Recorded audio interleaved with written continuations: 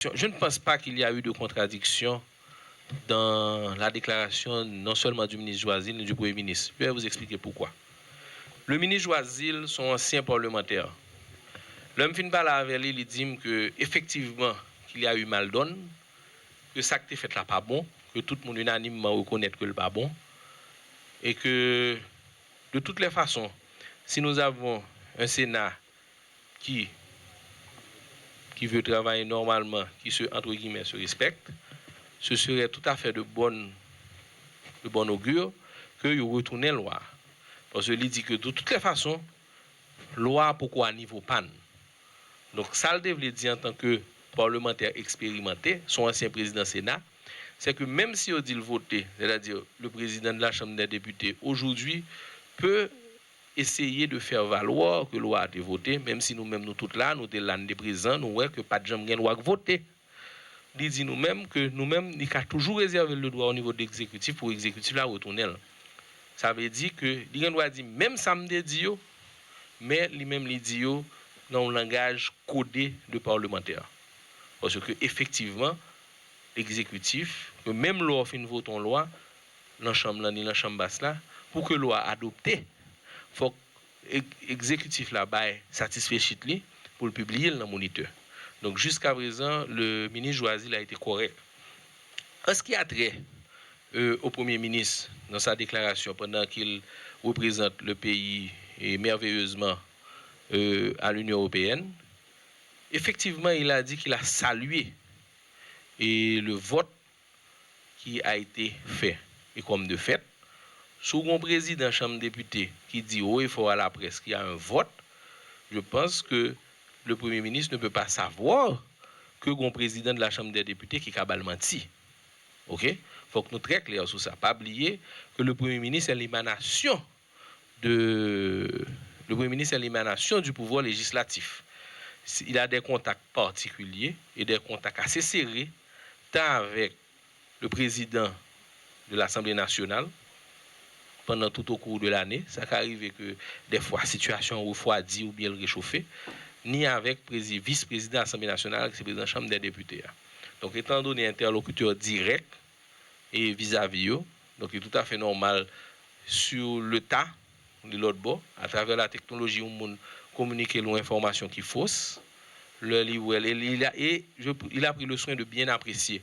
Nous avons souhaité que nous parlions seulement excerpts qui sont sortis à travers les médias et autres, même nous avons souhaité que nous prenions le contexte à le dire.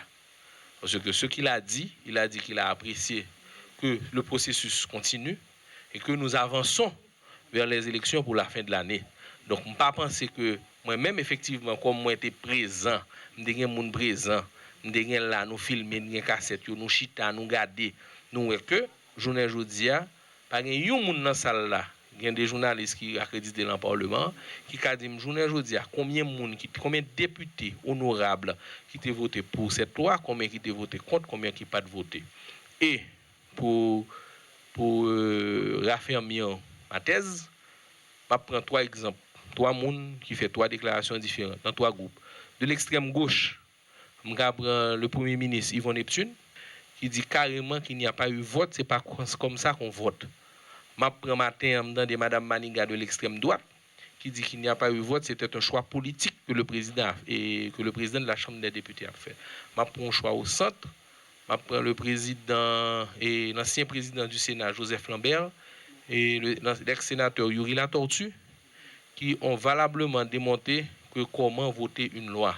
Et pour éteindre ma thèse, je prends le député Vikens Derilus, c'est une radio qui demandé du prix, qui demandé ça le pensée de vote là qui fait là, et il a signifié clairement que non seulement qu'il n'y avait pas eu de vote, mais c'est pas lui qui avait voté, qui avait mis le président Tolbert à cette position. Donc il n'a pas fait des acceptations morales sur ça toute fait là. Donc je pense que sous toute table nette, tout le monde est d'accord et tout le monde est convaincu qu'il n'y a pas eu de vote. Bien entendu, le Sénat est libre de faire son choix et le président Tolbert devra et doit assumer ce qu'il a fait à la face de la nation, à la face de l'histoire et à la face de ses confrères aussi. Mon document qui marquait le Sénat proposition de loi modifiant les articles 85, 231, 231.1 de la loi électorale du 25 juillet 2008. Okay? Ça, c'est la proposition que le Sénat avait soumise pour vote. Et ceci avait été paraphé par le président sénateur Dera, le premier secrétaire Steven Benoît et le deuxième secrétaire et le sénateur John Joel Joseph. Ça veut dire quoi? Le document ça prouve clairement à la nation que l'ensemble de nos sénateurs reconnaissent que la loi 2008 là en vigueur. Et là, ils n'ont pas fait fi de constitution. Et je nous écoutez bien avec. Il y a un document qui dit que vous décidé d'amender la loi électorale 2008 là. Si je ne pas demandé une loi, c'est que je reconnais que la loi existait. Si je transmets la loi pour vote dans la Chambre des députés, c'est que le processus parlementaire là engagé. Journée aujourd'hui, c'est bien malheureux, la Chambre des députés n'a pas voté ceci. Donc, cela veut dire que la loi de 2008 est en fonction.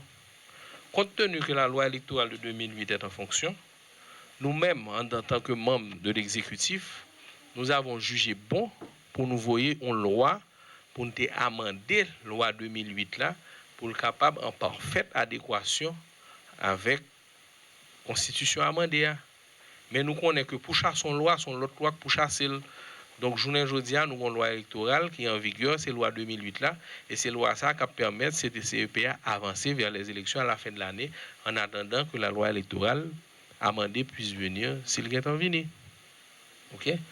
Mais il faut que nous disions que la situation de la loi électorale reste et demeure au Parlement, mais si on fait 2-3 ans, on ne va pas voter.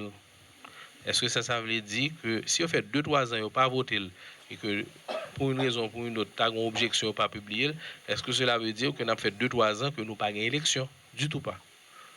Okay? Nous avons un ensemble de lois qui datent de l'ère du président François Duvalier et des présidents avant qui jusqu'à présent en vigueur.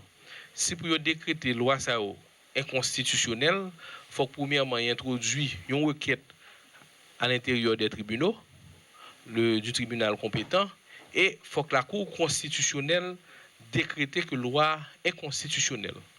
Journée aujourd'hui, nous pas qu'à dire, nous pas qu'à déclarer aucune loi inconstitutionnelle. Le pourquoi? Parce que, encore une fois, je demande à mes chers parlementaires, la Cour constitutionnelle. Donc, les cours constitutionnelles, la fin de mettre sur pied, là, ça, nous sommes capables d'introduire une série de requêtes.